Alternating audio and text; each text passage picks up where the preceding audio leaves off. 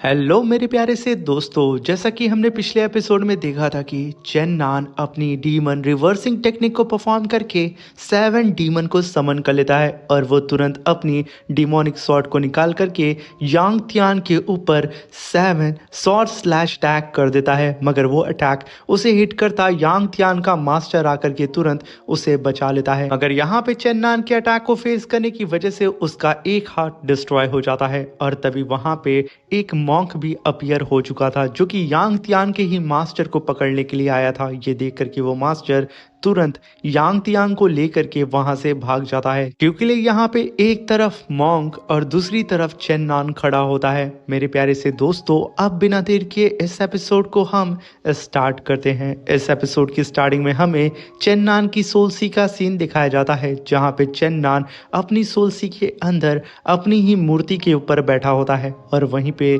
Real world में उसकी body statue की तरह खड़ी होती है। और तभी चेन नान का डिमोनिक वर्जन बाहर आता है, जिसे हम डीमन बोलेंगे, और वो चेन नान से कहता है कि काईयून सिटी के अंदर तुम ऑलरेडी फेल हो चुके थे, तुमने लॉन्ग वू को भी खो दिया और इसी तरीके से ठीक तुमने अपनी लवर जिंग यू को भी खो दिया था, और इन दोनों को ही मारने वाले तुम्हारे एनिमी थे। वो दोनों ही लड़कियां, वो दोनों ही लवर तुम्हारे लिए मरी, क्योंकि तुम इतने ज़्यादा कमज़ोर हो कि तुम अपने चाहने वालों को बचा ही नहीं सकते हो। इसलिए तुम अब अपनी इस बॉडी को मुझे सौंप दो, मैं तुम्हारे लोगों की प्रोटेक्शन करूँगा, क्योंकि तुम वर्दी नहीं हो। चेन नान यहाँ पे पूरी ही तरीके से डीमोटिवेट हो रहा होता है, क्योंकि उसकी आंखों के सामने लॉन्ग वू मर चुकी थी।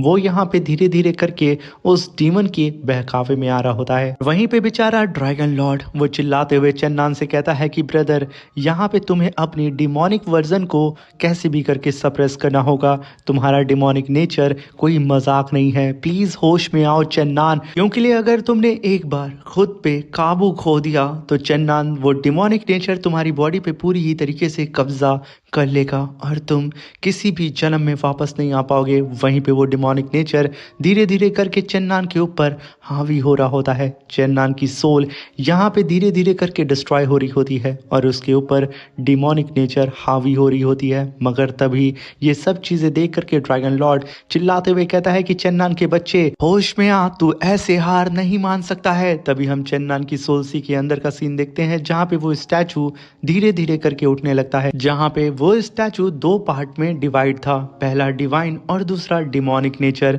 तभी हम देखते हैं कि चेन नान की सोल्सी का पूरा रंग बदल चुका था, उसके ऊपर पूरी ही तरीके से डिमोनिक नेचर ने कब्जा कर लिया था। इनफैक्ट वो स्टैचू भी पूरी ही तरीके से डीमन में ट्रांसफॉर्म हो जाता है। चेन नान की रियल बॉडी के अंदर से डिमोनिक ऑरा बहुत ही तेजी से बाहर निकलता है, जो कि बहुत ही तेजी से अब लॉन्ग वू की बॉडी की तरफ बढ़ रहा होता है। ये देख करके अब ड्रैगन लॉर्ड चिल्लाते हुए कहता है कि चेन नान, यहाँ पे हम तेरी लवर को बचा सकते हैं, बस तू होश में आ जा, मेरे पास एक तरीका है। तभी हम देखते हैं कि चेन नान के चारों ही तरफ एक डिवाइन ऑरा गूंजने लगता है और एक ही बार में एक ब्लास्ट होता है। चेन नान अपने सारे ही डिमोनिक ऑरा को अपनी बॉडी के अंदर वापस से सप्रेस करता है और भागते हुए लॉन्ग वू के पास जाता है और ड्रैगन लॉर्ड से कहता है कि आखिर मैं इसे कैसे बचा सकता हूँ, तुमने अभी कहा ना कि हम इसे बचा सकते हैं। तभी ड्रैगन लॉर्ड कहता है कि बिल्कुल हम इसे बचा सकते हैं। तुम्हें याद होगा ना वो एंजल हार्ट जिसके अंदर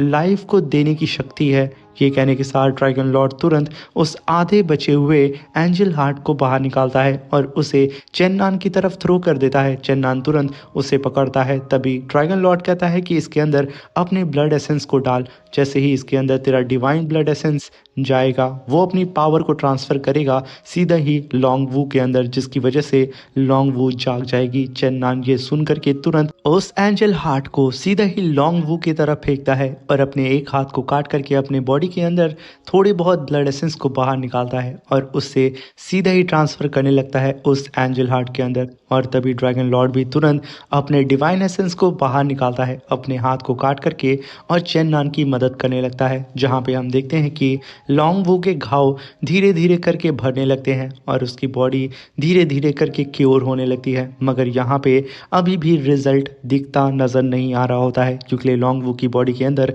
अभी भी हलचल नहीं होती है। ये देख करके चेन नान एकदम पगला जाता है और वो तुरंत कहता है कि मुझे यहाँ पे और डिवाइन ब्लड एसेंस की ज़रूरत होगी। ये कहने के साथ वो अपना दूसरा हाथ भी काट देता है और अपनी बॉडी के अंदर मौजूद बहुत ही तेज़ी से डिवाइन ब्लड एसेंस को निकालते हुए उस हार्ट के अंदर डालता है, जहाँ पे चेन्नान की पूरी बॉडी क्रैक होने लगती है और उसके अंदर से ब्लड निकलने लगता है। ये देख करके वहाँ पे ड्रैगन लॉर्ड चिल्लाते हुए कहता है कि चेन्नान, अगर तू ऐसे ही करता रहा तो लॉन्ग वू का तो नहीं पता, मगर तू मर जाएगा, रुक जा मेरे भाई। मगर यहाँ पे चेन्नान कहता है कि मुझे किसी भी कीमत पे लॉन्ग वू को बचाना होगा। अगर तभी हम वहाँ पे देखते हैं कि लॉन्ग वू की बॉडी के अंदर थोड़ी बहुत हलचल होने लगती है। तभी चेन्नान भी खुद को वहाँ रोक लेता है और तभी वहाँ पे एंट्री होती है मैंग और चू यू की, जो कि आते के साथ वो अपने सिपाहियों से कहती है कि जा करके यंग मास्टर चेन्नान और लॉन्ग वू को तुरंत रेस्ट रूम में लेके जाओ, वो लोग काफ़ी ज़्यादा इंजर्ड हो चुके हैं। वहीं पे चेन्नान लॉन्ग वू को सांस लेता हुआ देख करके काफ़ी ज़्यादा खुश होता है और वो तुरंत वहाँ पे चू यू को रोक देता है और तुरंत वहाँ पे लॉन्ग वू को अपनी गोदी में उठा करके मैंग के सामने से गुजरता है। यहाँ पे चेन्नान को सिर्फ एक ही चीज़ समझ में आ रही थी, उसे लॉन्ग वू को बचाना है। जिंग यू की तरह वो लॉन्ग वू को खो नहीं सकता है। और वहीं पे मैंग ये सब देख करके आंख बबूला हो चुकी थी कि आखिर कैसे चेन्नान कैसे इस लॉन्ग वू को इतना ज़्यादा प्यार कर रहा है, ये इम्पॉसिबल है। वो यहाँ पे कुछ बोलती नहीं है, सिर्फ चेन्नान को जाता हुआ देख रही होती है। तभी सीन शिफ्ट होता है, हमें दिखाया जाता है कि चेन्नान अलग से ही रूम में कल्टीवेशन करके अपने डिमोनिक नेचर को सप्रेस करने की कोशिश करता है, जहाँ पे चेन्नान कहता है कि मेरे हर एक ब्लड एसेंस के अंदर वो डिमोनिक नेचर घुल चुका है। अब मुझे नहीं लगता है कि मैं अपनी पावर से इस डिमोनिक नेचर को सप्रेस कर पाऊंगा। अब मुझे यहाँ पे अपने कर्मा पे ही निर्भर रहना होगा। मगर तभी उसका डिमोनिक नेचर अपीयर होता है और कहता है कि चेन्नान, तूने आखिर कैसे सोच लिया कि तेरे पास कर्मा भी हो सकता है? तू शायद ये नहीं जानता है कि तू बरसों पहले ही मर चुका है और अगर अभी तू जिंदा है तो मेरी बदौलत, ज़रा आँख तो खोल। तभी चेन्नान अपनी आँख खोलता है, जहाँ पे वो खुद को एक अलग सी ही जगह पे पाता है और वो चेन्नान से कहता है कि ये तेरी यादें हैं 10,000 साल पहले की। तभी चेन्नान एक पेंटिंग के पास जाके खड़ा होता है और जैसे ही उसे वो छूता है वो तुरंत 10,000 साल पहले पास्ट में अपने चला जाता है, जहाँ पे उसके सामने दान ताई जुआन होती है, यानी कि मैंग की एंसेस्टर, जिसे देख करके यहाँ पे चेन्नान भड़क जाता है क्योंकि वो चेन्नान को ही हाय बोल रही थी। तुरंत वहाँ पे चेन्नान अपनी पावर को एक्टिवेट करता है और ड्रैगन क्लॉ से अटैक करने की कोशिश करता है, मगर तभी डिमोनिक नेचर उससे कहता है कि बेवकूफ़, तू 10,000 साल पहले आ चुका है और तुझे पता है तू 10,000 साल पहले अपने एम्पायर में 16 जीनियस में से टॉप 3 में था और टॉप 1 में दान ताई जुआन थी, जो कि तेरी बहुत अच्छी दोस्त थी। ये सुन करके चेन्नान के होश उड़ जाते हैं, जहाँ पे चेन्नान खुद को भी वहाँ पे पाता है, जहाँ पे दान ताई जुआन उसका वेलकम करती है और वो दोनों ही यकीनन बहुत अच्छे दोस्त होते हैं। मगर तभी वहाँ पे वो डिमोनिक नेचर कहता है कि अभी ये चीज़ें यहाँ पे ख़त्म नहीं हुई हैं। तभी सीन शिफ्ट होता है और हमें दिखाया जाता है कि चेन्नान की कल्टीवेशन बहुत ही तेज़ी से ड्रॉप हो रही हैं और उसके ही साथ ही अब उसे बुली कर रहे होते हैं, जहाँ पे वो सब कह रहे होते हैं कि तू दान ताई जुआन के लायक नहीं है, तू अभी तक जिंदा सिर्फ अपने फादर के कर्मों पे है, क्योंकि वो एक एम्परर हैं। ये सब जान करके चेन्नान एकदम भड़क चुका था, उसे यकीन नहीं होता है कि उसके साथ ये सब कुछ हुआ था। और तभी चेन्नान अपने पैलेस के बाहर रोते हुए कहता है कि अगर हेवन मेरे साथ ऐसा घिनौना काम करना चाहता है, मेरी कल्टीवेशन को वो डिस्ट्रॉय करना चाहता है, तो मैं ऐसा नहीं होने दूंगा। मैं कोई ना कोई ऐसा रास्ता ढूंढ लूँगा जिसका इस्तेमाल करके मैं फिर से अपनी पावर को रीगेन कर लूँगा। और वहीं पे दान ताई जुआन भी होती है और उसी जगह दूर से चेन्नान के फादर चेन ज़ेन उसे देख रहे होते हैं और वहीं पे चेन्नान अपने फादर को देख के कहता है कि फादर, मैं जा रहा हूँ एक लंबी जर्नी पे और मैं वादा करता हूँ कि मैं जब वापस आऊँगा तो मैं अपनी कल्टीवेशन को सुधार चुका हूँगा, क्योंकि मैं ऐसा लूज़र बन के ज़िंदा नहीं रहना चाहता हूँ। ये कहने के साथ वो अपने नए सफ़र के लिए निकल चुका था। चेन्नान अपनी सारी ही मेमोरीज को देख करके एकदम शॉक्ड हो चुका था और तभी चेन्नान कई सारे लंबे सफ़र के बाद ट्रेजर माउंटेन पे पहुंचता है जहां पे उसकी मुलाकात उसकी पहली मोहब्बत जिंग यू से होती है। चेन्नान उसके साथ रह करके अपनी सारी ही वीकनेस को भूल चुका था। वो उसके साथ बहुत ही हसीन पल बिताता है और जब चेन्नान उसे लेकर के ट्रेजर माउंटेन से नीचे पहली बार आता है तभी चेन्नान की फैमिली का दुश्मन डोंग फोंग जियाओतियान ने चेन्नान की गर्लफ्रेंड जिंग यू को मार दिया था और तभी चेन्नान की बॉडी के अंदर मौजूद उसका डिमोनिक नेचर एक्टिवेट हो जाता है जो कि बहुत ही बुरी तरीके से डोंग फैंग जियाओतियान को मारना शुरू कर देता है।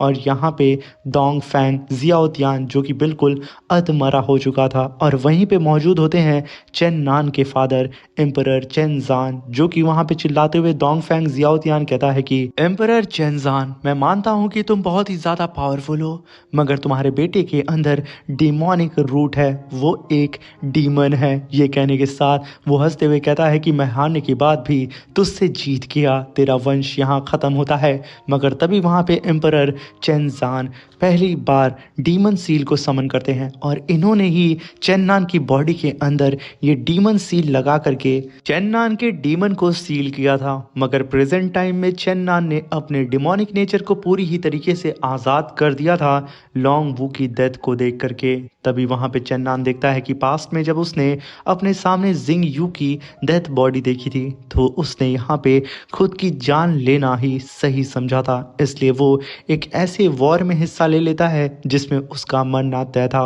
और उस वॉर में चेन्नान मारा जाता है। मगर हमें पता नहीं चलता है कि आखिर चेन्नान को मारने वाला कौन था और चेन्नान की समाधि भी उसी जगह पे बन जाती है। और जब चेन्नान 10,000 साल के बाद जिंदा होता है उसको जानने वाला वहाँ पे कोई भी मौजूद ही नहीं था, सब के सब मर चुके थे, यहाँ तक कि उसका एम्पायर भी ख़त्म हो चुका था। जब चेन्नान जागता है तो इसकी सबसे बड़ी वजह होती है चेन्नान का डिमोनिक नेचर जो कि उसे मरने ही नहीं दे रहा था। तभी वहाँ पे चेन्नान का डिमोनिक नेचर आता है और उससे कहता है कि अब तुम्हें समझ में आया कि आखिर 10,000 साल पहले क्या हुआ था, इसलिए मेरी बात मानो क्योंकि मैं ही वो था जिसने तुम्हें मरने नहीं दिया और तुम मेरे ही साथ रह करके पावरफुल हो सकते हो, इसलिए तुम यहाँ पे अपनी बॉडी पे पूरा कब्जा मुझे सौंप दो और मैं ही हूँ जो कि तुम्हारी मदद कर सकता हूँ। चेंजी को मैं ही हूँ जो कि प्रोटेक्ट कर सकता है और मैं ही हूँ जो कि उस ड्रैगन